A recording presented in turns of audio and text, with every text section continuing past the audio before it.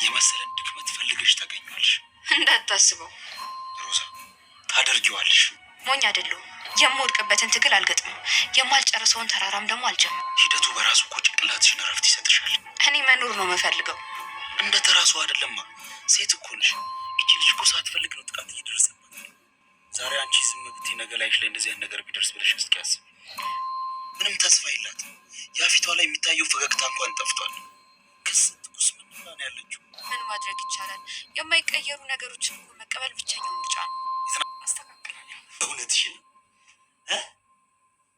ምን ነው አላመንከኝም? ቆይ እስቲ ማን ብለሽ ብትጠሪኝ ደስ ይልሻል? ጋሼ። ጋሼ? ግን ስለማትወድ ነው አቶ መሰለ ብዬ ጠራው። ይቅርታ። እንደናገርሽው ነገር ታውቂያለሽ? ይኸውልህ ባንቴሮ፣ ሰውየውን ነካክተህ ውጤት አልባ በሆንኩ ቁጥር ልጅቷን ስቃይ ነው የምታበዛው። እና ታዲያ እጄን አጣጥፌ እንድቀመጥ ነው የምትፈልጊው? አዎ፣ ለራስህም ለእሷ የምታስብ ከሆነ አርፈህ ተቀመጥ። አላደርገውም። ካላደረግከው ይገልሃል። እሷንም ከሚስትነት ወደ ገረድነት ይቀይራታል። ይህንንስ ለመቀበል ዝግጁ ነህ? የማትፈልጊውን ህይወት እሺ ብለሽ ከምትቀበይ እምቢ ብለሽ ብትሞች ይሻልሻል። ዝናብ፣ ጎርፍና ማዕበሉ ሲመጣ እንደ ሰንበሌጥ ጎንበስ ብሎ ማሳለፍን የመሰለ ነገር የለም። ጎርፍ እንደው ሻይ ቡና አይባልም እንዴ? እባክሽ ረጅም ጊዜ እኮ አይደለም የምፈልግ። ረጅሙን ጊዜ እኮ በሂደት እናመጣዋለን።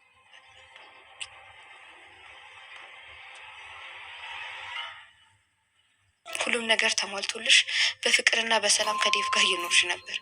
ትዳርሽን የበተነችው ማን ናት? እቺ ልጅ እኮ ናት። አላውቅም፣ ምናልባት ለዴቭ ከእህትነት የዘለለ ሌላ ስሜት ላይኖራት ይችላል።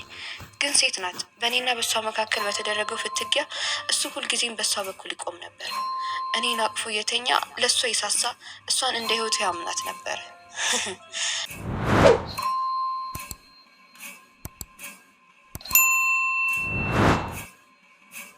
ትንሿ ሙሽሪት ሉሊት እንግዲህ ሊጠናቀቅ ትንሽ ቀናቶች ብቻ ይቀሩታል።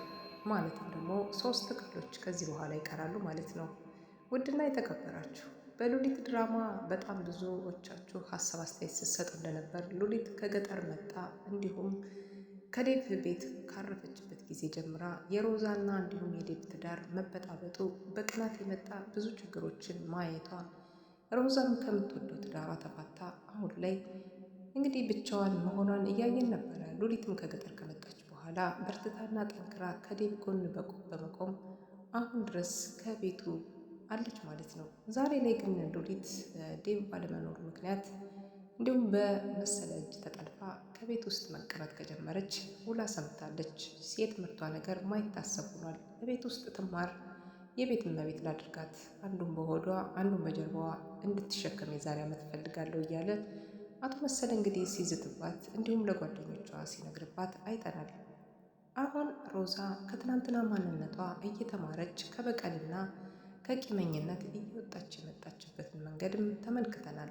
አሁን ሮዛ ብዙ መንገዶችን አቆራርጣ ብዙ የክፋት ዘመኖችን አልፋ እናቷን ሳታስታምን በደንብ ለእናቷም ጥሩ ቋሚ መኖሪያ ሳታበጅላቸው እንደ ጓጓች በእናቷም ክፋት ተመርታ እዚህ ደርሳ የነበረችው ሮዛ አሁን ላይ እናቷ በሕይወት የሉም። ሁሉም ነገር ጨልሞባታል። ግን ደግሞ ዴቭ አልጣላትም። ከዚህ ቀደም አብረው የነበረችዋን የልጁ እናት ልታደርገው የነበረች አንዲትን ሴት አውጥቶ መጣል አልፈለገምና በትዳር ላይ ትዳር እንደመሰረተችበት ሮዛ ይህን እንኳን እያወቀ ዴቭ አሁንም አልጣላትም።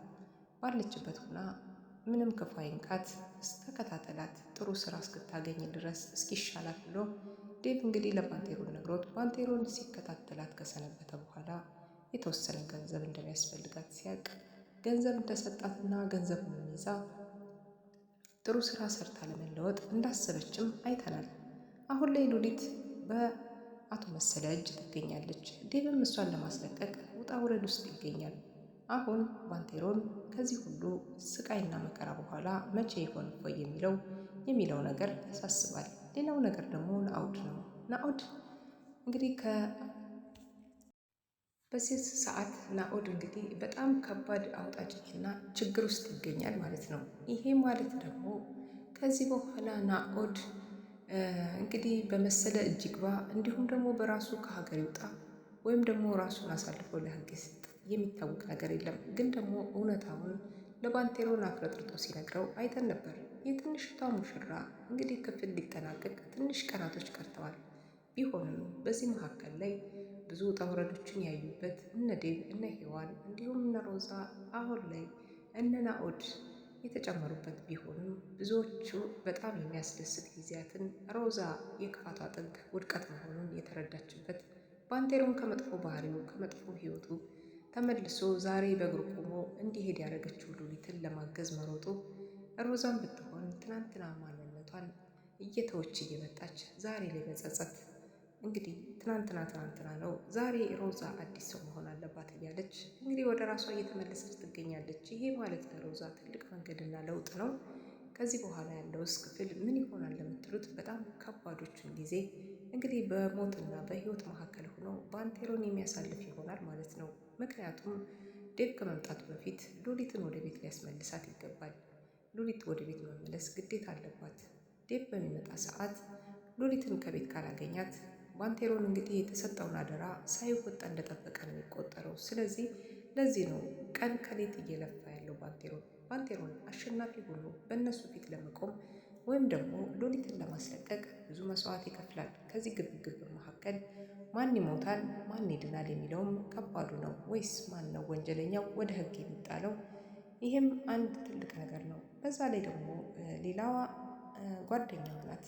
ጓደኛዋ እንግዲህ የሉሊት ጓደኛ ከትምህርት ቤት ጀምራ የምታውቃት ለዚህ ሁሉ ነገር እገዛ የምታደርግላት አንዲት ቤት አከራይቼ እሷን ገንዘብ አገኛለሁ፣ ግን ደግሞ ከዚች ገንዘብ ባሻገር ሌላ የገቢ ምንጭ መኖር አለበት። ይሄ ማለት ደግሞ በህይወቴ ላይ የሚያስፈልገኝን የቀን ውሎዬን ወይም ደግሞ የወሬን የሚሸፍንልኝ ምንም ነገር ስለሌለ ግዴታ እንደነዚህ አሮጌ የሆኑ ወንዶችን ወይም ትልቅ ወንዶችን ተጠቅሜ ትልቅ ገንዘብ ማግኘት እፈልጋለሁ። ስለዚህ በማድረገው ነገር ይቅርታ እያለቻት ሉሊትን ስትጠይቃት ሰምተን ነበር። ይሄ ማለት ደግሞ ሉሊትን ሽጣ በምታገኘው ገንዘብ ህይወቷንና ኑሮዋን እንደ ማንኛውም ሴት እንደ ማንኛውም ቆንጆ ወጣት ራሷን መቀየር እንደምትችል ስትናገር ነበር። አሁን ላይ ሉሊትና ጓደኛዋ እየተነቃቁ መጥተዋል። ምክንያቱም ሉሊትን እየሸጠቻት እንደሆነ ይሄ እድል የትም እንደማይገኝ ተጠራጥራለች። ሌላው ደግሞ በአሁኑ ሰዓት ላይ ያስጨነቃት አንድ ነገር አለ። አሁን ሴትነትሽን ተጠቅመሽ ጥሩ ደረጃና ጥሩ ቦታ ላይ መድረስ አለብሽ። ይሄ ማለት ደግሞ ሉሊትን በእጃችን እንድትገባ ሮዛን ግዴታ እንትን በያት። ሮዛ በአሁኑ ሰዓት ላይ እሱን የተሻለ ነገር ለማድረግ ስለታሰበ ሮዛ ግዴታ እዚህ ቦታ ገብተሽ አቶ መሰለን ማማለል አለብሽ።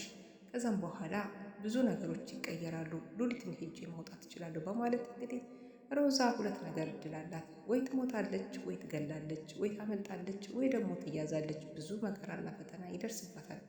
አቶ መሰለን እንግዲህ እያማለለችው ትገኛለች። ከአቶ መሰለ ጋራ የፍቅረኛ ጓደኛሞች በመምሰል እንግዲህ አቶ መሰለን ጉንጩን ሳም አድርጋ ወደ ቤት ሻይ ቡና ሊል ወደ እሷ ቤት ይዛው ልትሄድ ነው። ይሄ ማለት ደግሞ በህይወቱ ላይ ያላየውን ነገር ያየ የተመለከተ መስሎታል አቶ መሰለ። ስለዚህም አይኑ ጣል አድርጎባት እሱም እጇን ሲጎትታት አይተን ነበር። ከኋላዋ ግን የነበረው ባንቴሮን ነገሩን በግርምት እየተከታተለ ስለነበር ምን ይፈጠር ይሆን? እናንተስ ምን ትላላችሁ? ሀሳብ አስተያየታችሁን እንግዲህ ትንሿ ሙሽራ ሊያልቅ ትንሽ ጊዜያት በቀረበት ሰዓት ብዙ ነገሮች እየተቃወሱ ይገኛሉ። ማን ያሸንፋል ብላችሁ ታምናላችሁ? በዚህ ሰዓት ናኦድ እንግዲህ በጣም ከባድ አውጣጭና ችግር ውስጥ ይገኛል ማለት ነው። ይሄ ማለት ደግሞ ከዚህ በኋላ ናኦድ እንግዲህ በመሰለ እጅ ይግባ እንዲሁም ደግሞ በራሱ ከሀገር ይውጣ ወይም ደግሞ ራሱን አሳልፎ ለሕግ ይስጥ የሚታወቅ ነገር የለም። ግን ደግሞ እውነታውን ለባንቴሮን አፍረጥርጦ ሲነግረው አይተን ነበር።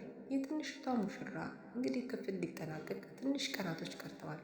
ቢሆንም በዚህ መካከል ላይ ብዙ ውጣ ውረዶችን ያዩበት እነ ዴቭ እነ ሔዋን እንዲሁም እነ ሮዛ አሁን ላይ እነ ናኦድ የተጨመሩበት ቢሆንም ብዙዎቹ በጣም የሚያስደስት ጊዜያትን ሮዛ የክፋቷ ጥግ ውድቀት መሆኑን የተረዳችበት ባንቴሮን ከመጥፎ ባህሪው ከመጥፎ ሕይወቱ ተመልሶ ዛሬ በእግሩ ቆሞ እንዲሄድ ያደረገችው ሉሊትን ለማገዝ መሮጡ ሮዛን ብትሆን ትናንትና ማንነቷን እየተወች እየመጣች ዛሬ ላይ መጸጸት እንግዲህ ትናንትና ነው፣ ዛሬ ሮዛ አዲስ ሰው መሆን አለባት እያለች እንግዲህ ወደ ራሷ እየተመለሰች ትገኛለች። ይሄ ማለት ለሮዛ ትልቅ መንገድና ለውጥ ነው። ከዚህ በኋላ ያለውስ ክፍል ምን ይሆናል ለምትሉት በጣም ከባዶቹን ጊዜ እንግዲህ በሞትና